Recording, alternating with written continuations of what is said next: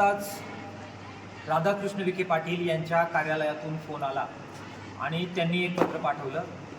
त्याचप्रमाणे आत्ता इथले दोनही DYSP जे आहे विभागांचे ते पोलीस अधिकारी आले आणि त्यांनी सुद्धा पत्र दिलेलं आहे। उद्या 4 वाजता आदिवासी विकास मंत्री डॉक्टर अशोक उईके यांच्या उपस्थितीमध्ये वेगवेगळ्या प्रश्नांच्या संदर्भामध्ये 4 वाजता बैठक ही मुंबईमध्ये लावण्यात आलेली आहे। या बैठकीला राधाकृष्ण विखे पाटील हजर राहतील। त्याचबरोबर शालेय शिक्षण मंत्री दादासाहेब भुसे, त्याचबरोबर सार्वजनिक आरोग्य व कुटुंब कल्याण मंत्री प्रकाश आंबेडकर साहेब उपस्थित राहतील। कामगार मंत्री आकाश फुंडकर साहेब उपस्थित राहतील। त्याचबरोबर काही प्रधान सचिव आहेत कामगार विभागाचे, शालेय शिक्षण विभागाचे आणि सार्वजनिक आरोग्य विभागाचे प्रधान सचिव उपस्थित राहणार आहेत। नाशिकचे आदिवासी आयुक्त उपस्थित राहणार आहेत।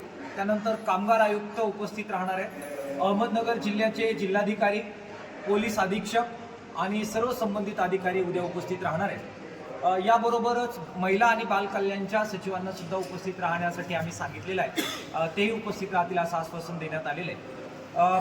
13 जणांचं शिष्टमंडळ आम्ही या ठिकाणी ठरवलेलं आहे एकमताने।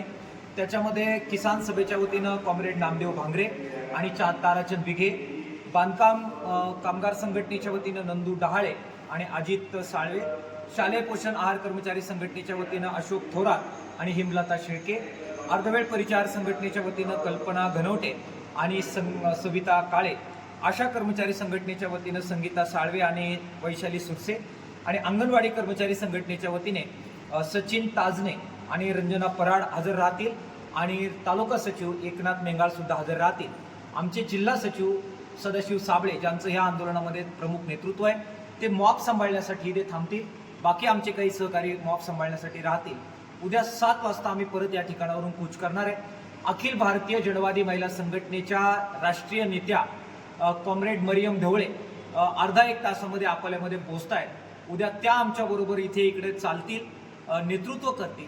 आमचे बाकी सगळे सहकारी चालतील, संगमनेरच्या दिशेनं कूच करतील आणि त्यांच्याबरोबर आम्हीही अगोदरचा 1 तास 2 तास चालू आणि मगच आम्ही गाडीमध्ये बसून मंत्रालयाच्या दिशेनं रवाना होऊ। म्हणजे एकीकडे तुमचा लॉंग मार्च सुरू राहील आणि